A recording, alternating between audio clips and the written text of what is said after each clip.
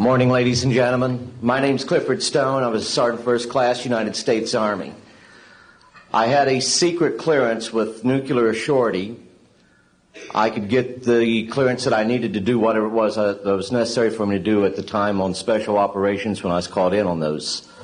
What I'm referring to here is that I was involved in situations where we actually did recoveries of crashed saucers, for lack of a better term, debris thereof. There were bodies that were involved with some of these crashes, also some were alive. While we were doing all this, we were telling the American public there was nothing to it. We were telling the world there was nothing to it. I'd like to go into detail on some of the cases, about the nuts and bolts cases right here, but I will be available if you have any questions concerning my involvement in this. You can talk to Dr. Greer to arrange for me to get to talk to you. But the whole situation is, we've set back, we've told the American people that there's no such thing as UFOs. I've been involved where we have recovered these objects. We know them to be of extraterrestrials. In 1969, I had an event that happened to me while I was stationed at Fort Lee, Virginia. We went to Indiantown Gap, Pennsylvania. That would be my first exposure to any time that we would be recovering an unidentified flying object.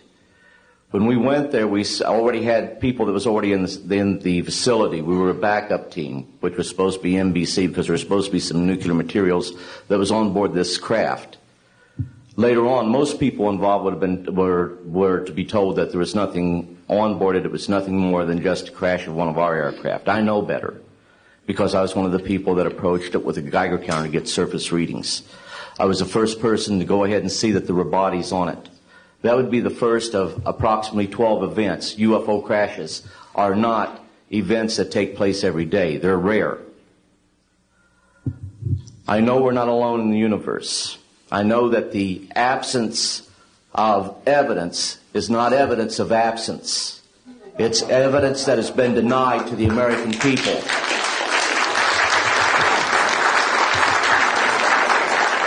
I stand before you today in my almighty God, and I tell you this. If Congress calls me in and says, will you testify in detail what you know, I stand here today prepared and ready to do just that. Governments must never lie to the people for no reason. Thank you. So I think my question is actually to Clifford Stone. You said that you had seen aliens on a craft that had crashed. I wondered if you could describe what they looked like. I could, but it would probably take a whole lot of time. The reason I state that, when I got out in 1989, we had cataloged 57 different species. You have individuals that look very much like you and myself that could walk among us and you wouldn't even notice the difference, except for some of the things that they might be able to go ahead, even in a dark room, and touch an object and go ahead and identify what color that object might be. They would have a heightened sense of smell, sight, hearing. The situation is that you have various types of what we normally call grays. We didn't call them grays in the military, but you had at least 3 types of the grays. You had some that were much taller than we were. The unique thing that I'd like to point out for the most part is that the entities that we did catalog were in fact humanoid. Now this created a situation where the scientific community was trying to figure out why that would be the case, because you would expect that if life evolved on other planets that they would take on some type of other being, so to speak, not necessarily look humanoid or be bipedal such as we are. But apparently we got quite a few of the species out there that are humanoid in appearance, and that creates a question that yet has to be answered by science. Yes, and as I call on you, please state the news agency that you were with. Yes, ma'am.